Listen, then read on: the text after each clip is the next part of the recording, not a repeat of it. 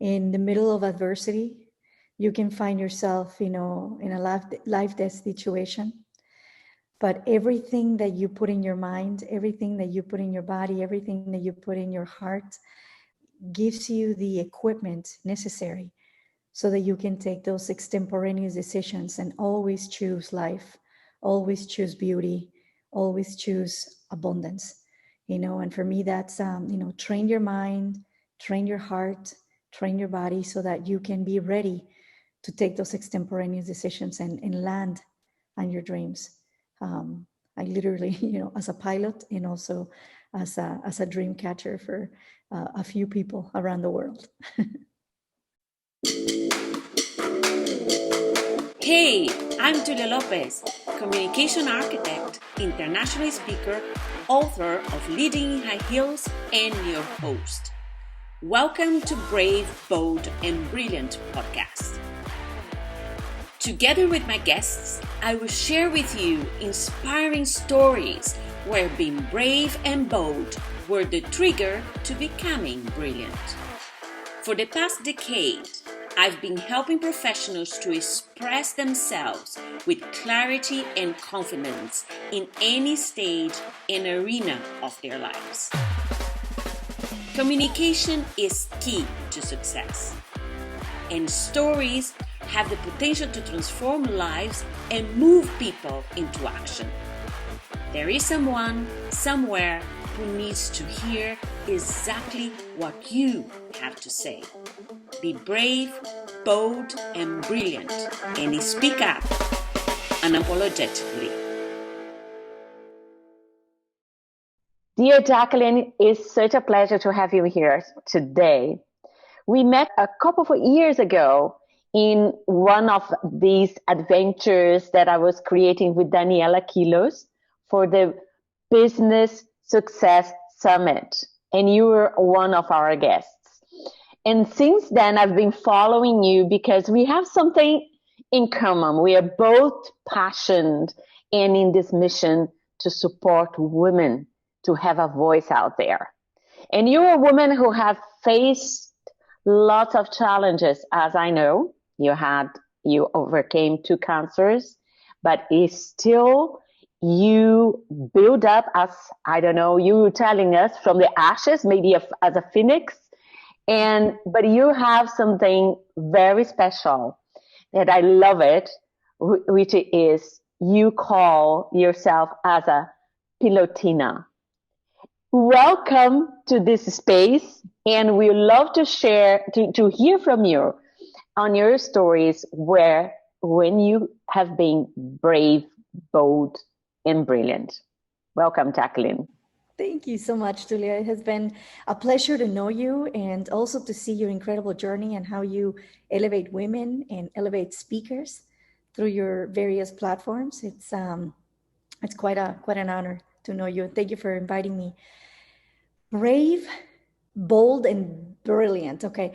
Can they all be in one place, or do they have to be in different sentences? You share. Like, I think sometimes the brave and the boldness goes hand by hand, but then I would love you have so many brilliant actions that I know by following you, but I want you firsthand to share that as well, because we women tend to not talk too much about our great achievements.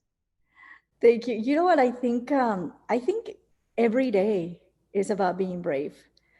Sometimes we think of those moments that defy us to the core as the most bold, and brave moments. But I think every day, as we fight our battles, as we fight with our mind, as we conquer the challenges of every day, we are brave. I mean, it takes a lot of guts to be brave, to say, I have a dream, I have a goal, I have a mission, and carrying that out every day. And sometimes we forget that all the other people in the world are carrying the same burden of saying, how do I become brave and bold And how do I use my brilliance today, right? And sometimes we wait for that magical moment to say, I'm bold, I'm brave, you know. And the truth is that there are micro moments of boldness, of bravery and brilliance every single day of our lives. And sometimes they come incognito, you know, they come in you know, micro conversations with our children, or when you share an idea with someone and they spark up and they see, wow, I can't believe that. I never thought about that, right? I think all of us, in the same way that we carry this, you know, challenge of every day, and choosing to be alive every day and choosing to be the best version of us, we find ourselves also in dealing with challenges, you know, every single day. But for me, you mentioned, you know, I call myself Pilotina or Pilotina in English. And to me, that kind of defines what bravery, boldness, and brilliancy looks like to me. And you see, ever since I was a little girl, I've always been enamored with this idea of dreaming of something that is bigger than you and manifesting it. You know, so you basically take the two parts of your brain, the right and the left, where you're thinking whimsically, but then you're also thinking practically. And I've always had, you know, I guess that gift, you know, from God of being able to see something and then having the fortitude and the bravery to land it. And nothing in my life had come to explain that sort of, you know, weirdness, you know, as I was growing up, like, wow, you're really good with creative stuff, but you're also really good with making it happen. You know, like, where do I put you? I don't know what box to put you in. And then came aviation to my life almost 6 years ago. And I knew then what bravery meant, what being bold meant, and what, you know, what moments of brilliance can mean as well to save your life. And I remember that when I started flying, I used to feel that I was strapped to the plane. And oftentimes, you know, in this twin control airplane, I would hand over the controls to the, you know, to the instructor, because I'm like, oh, wait, the plane wants to go to the left. The plane wants to go up. The plane wants to go down. And it happened for a few months. And then something brilliant happened in my mind. And that was, you know, what if the plane was an extension of me instead of me being strapped to the plane? And in fact, I became the Pilotina in command of this aircraft. And it was a moment, it was a micro moment of brilliance where I just like said, wow, I am the pilot in command. And it's funny to say that, right? Because you're starting to be a pilot, right? But it's something that you can't force, something that it's a shift in your mind. It's something that you have to feel and that you have to make part of you. And then the transformation happens. But it's at that moment in life when we have, is when we transition to mastering something, to incorporating something to ourselves, right? Is when you internalize, as I say, it gets into your bones, and then you're not thinking anymore, because before is the process, you're still thinking what you have to do, understanding the situation around you, and then all of a sudden you become part of everything, and everything flows. And in your case, literally flows on sky. This is amazing. But tell me, I'm curious about this passion that you have. You said it started 6 years ago with the flying, and now you're bringing women together. You even created this fund to support women to embrace the aeronautics, to start flying. And I have here your beautiful book, Latinas in Aviation, which I have a friend who is part of it as well, Maria Elena Camps. And tell us a bit more, because I have my niece who is an aspiring pilot back there in Brazil. Yeah, you know what? And one thing that I want to clarify too, that one of the most beautiful things that I've taken away from aviation is to be humble. There is, you're constantly sharpening the saw, you're constantly learning, and you never quite arrive to complete proficiency because, you know, the world that we live in, nature around us is so complex that every flight gives you a unique opportunity to be grounded and to be present and to have situational awareness and to learn something new. So I've learned about patience and humbleness in the world of aviation, and I'm a lifelong learner, right? And I don't ever take anything for granted because one thing that happens might, might be the end of your life, in a situation depending on what it is.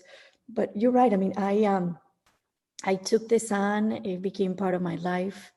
And so much so that, I mean, you can't come into this world halfway. You can't come into this world 95% even. All of your heart and all of you and all of your music inside of you has to be in what you're doing as a pilot in command. So I take that very seriously. And as aviation started to sip into every area of my life, I realized that I could use my brilliancy, which a lot of people tell me that it's more about seeing dots that other people might not be able to see. So I'm very strategic in nature, in a strategic servant leader. I probably should call myself that because, my core is about servant leadership. And everything I do stems from that. And I ask my question, is this going to serve? Is this going to elevate women? Is this going to serve a community? And if it does, then I'm in, and I'm in 100%, not only 95%. And that's how I came to this book, Latinas in Aviation.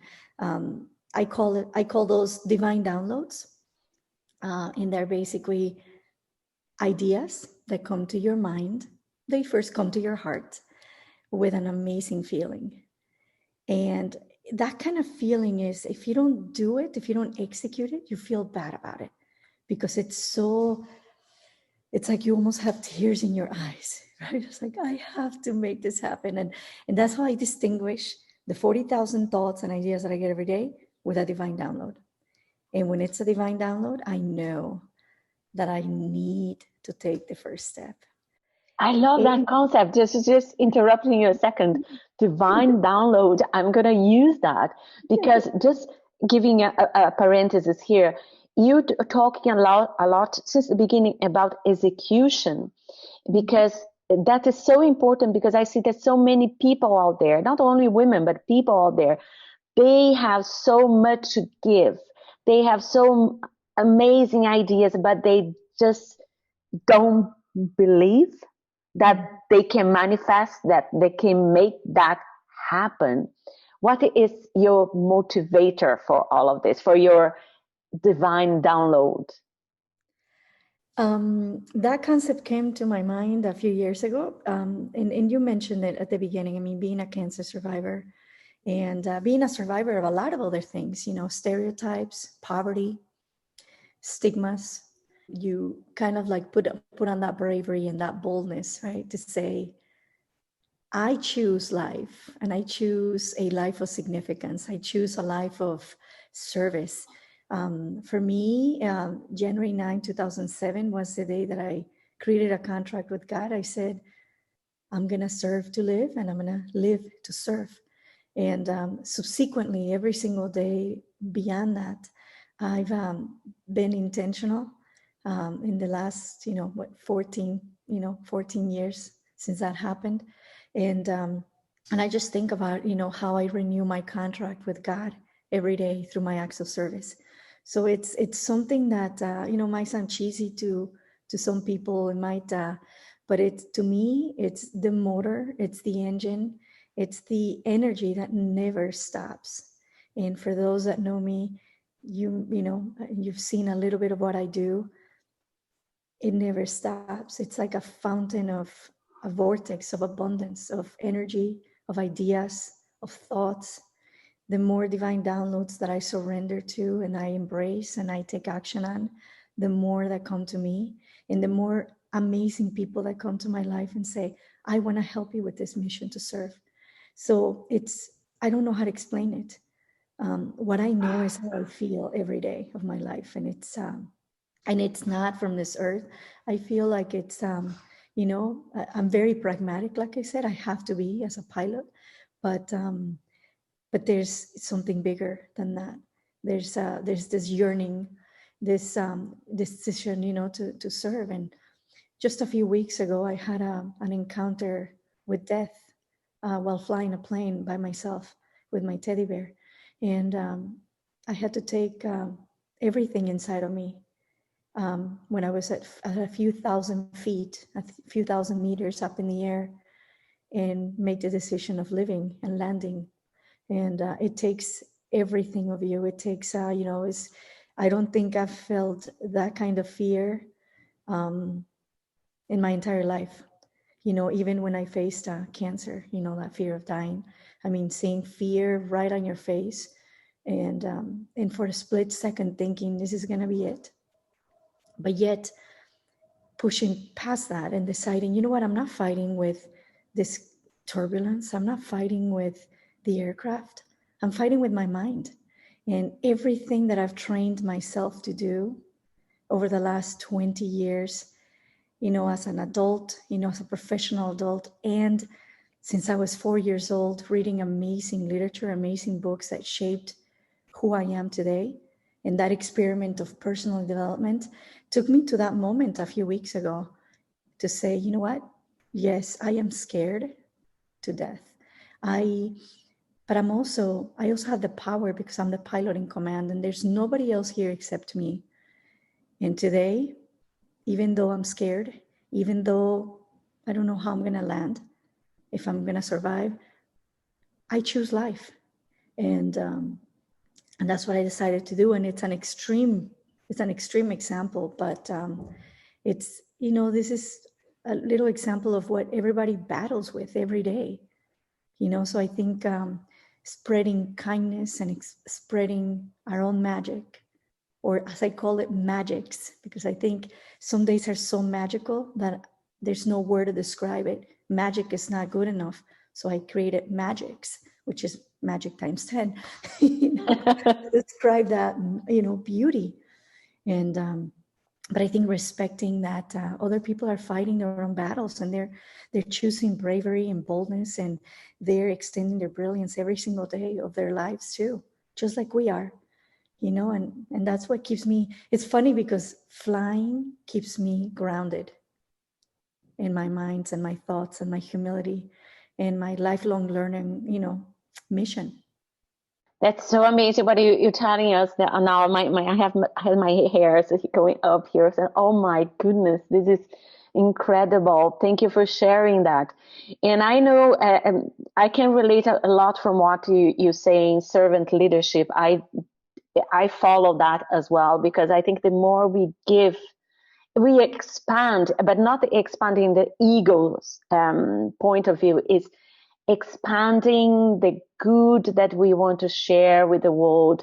And especially in moments like this, there was today even I was writing here, and I remembered a comment from a friend here in where I live here in Germany. And she came to me and said, oh my goodness, Julia, I think people are getting so aggressive, getting so this and so that because of the situation. And then I thought to myself, and I said to her, you know what? I believe they are not becoming. I think the situations, crisis, they only expand, amplifies what we really are. And if these people were acting like this, they were at a certain, maybe in a lower level this way. Because on the other hand, I see for myself that in situations like this, we are here burning our heads and to see how we're going to get through this, how we can support more people, how this can be a better path instead of being complaining, etc. And you just gave an amazing example about this, about how what we are expands in moments of crisis when you made your choice You said, I choose to live. I am in control here. Wow. Jacqueline, this is so amazing. So amazing. Thank you for sharing. And I know you also wrote so many books, like in compilations with other ladies. Tell us a little bit about that, because for me, it's the bringing voice to women, giving them their space to share their stories. Absolutely. Well, I became an author, publishing my first book, my business book, when I was 26 years old, about 11 years ago. And my dream, especially after surviving, cancer and going through that and spending a lot of time in hospitals, and having been told by the doctors that I was not going to be able to have children, and giving birth to two beautiful children. My son, who is now 14 and a half, inspired me to basically create my first company. And my daughter, who's almost 11 now, inspired me to write my first book. And little did I know, I just wanted to write one book. I mean, that was my dream, right? But you have to be careful what you ask for, because sometimes God and the universe have a multitude of other gifts for you. And I literally, I just published my book number 24 last week. Now, would I ever thought at the age of 37, I was going to have 24 books? Never in my life. And I think it goes to show that when you surrender to something that is bigger than you and those divine downloads, you continue to make that hope. So in between 24 books, I have several anthologies, several series. Many of them, I have the book about my life, my autobiography. I have 4 children's books that I've written. I have, other, like the business books. I have books in English and Spanish. And then several other books are part of a series called Today's Inspired Latina, which is the largest collection of Latina stories in a book anthology series. We're about to launch volume 9 in 2021 with that. And, it's 190 women in 8 volumes that have bravery, have expressed their bravery and their boldness, right? And their brilliancy through sharing their stories in various chapters of this book. So imagine 190 women.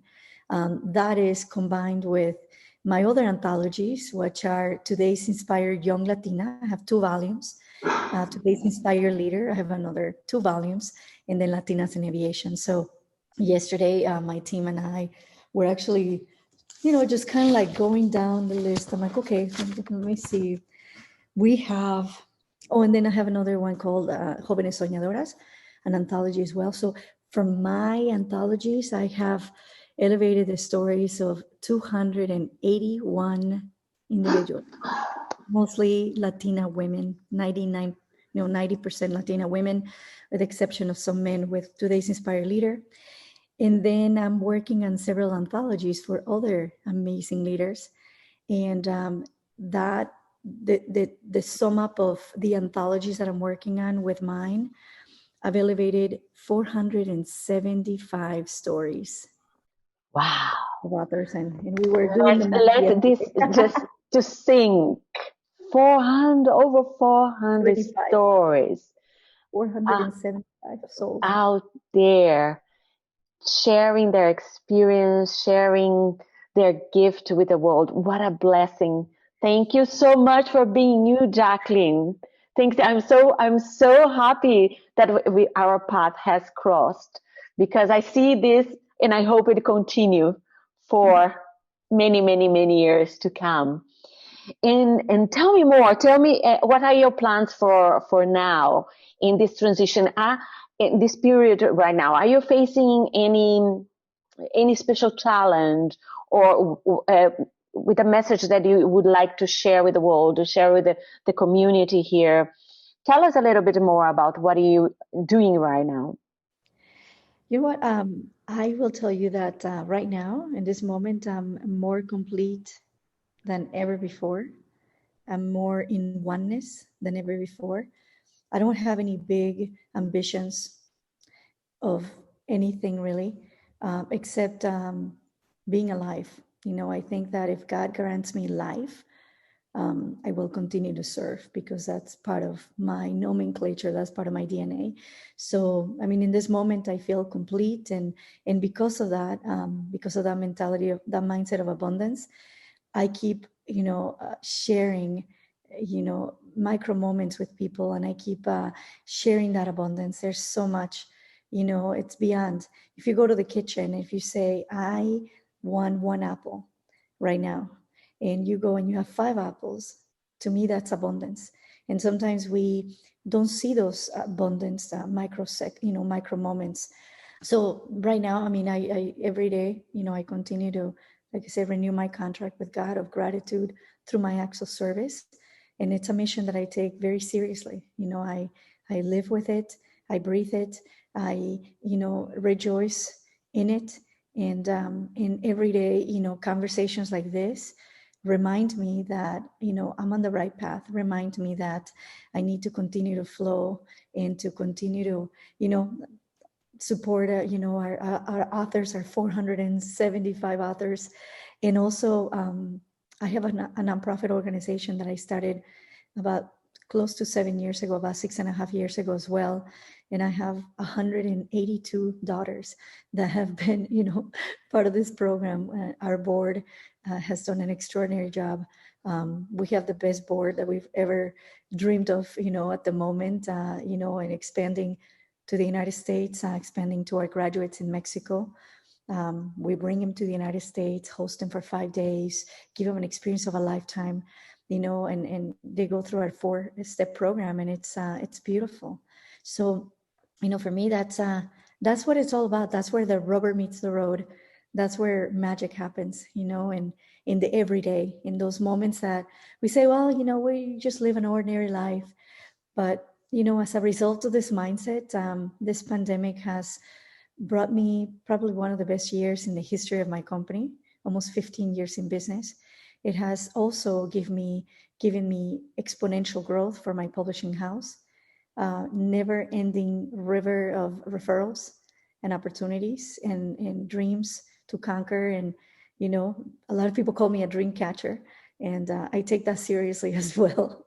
And I think, every day is just better than the next.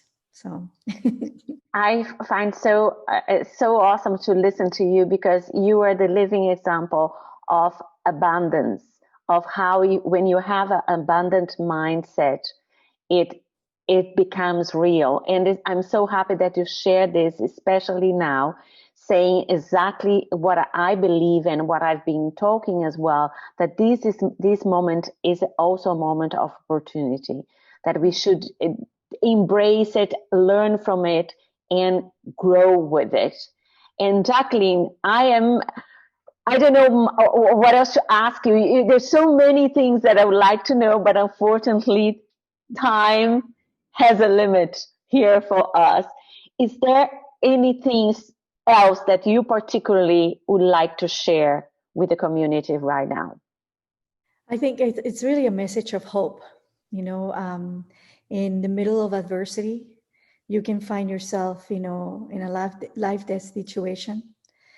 But everything that you put in your mind, everything that you put in your body, everything that you put in your heart gives you the equipment necessary so that you can take those extemporaneous decisions and always choose life, always choose beauty, always choose abundance.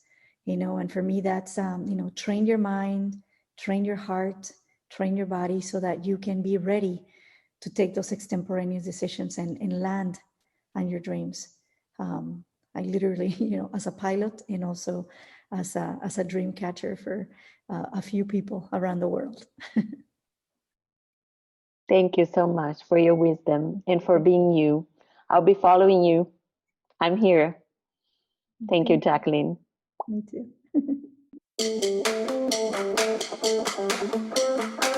That's all for today. I hope you got inspired to raise your game and be brave, bold, and brilliant. Make sure you listen to my other podcasts. Stories are great sources of inspiration and transformation. Subscribe. Remember, there is someone somewhere who needs to hear exactly what I shared with you here today.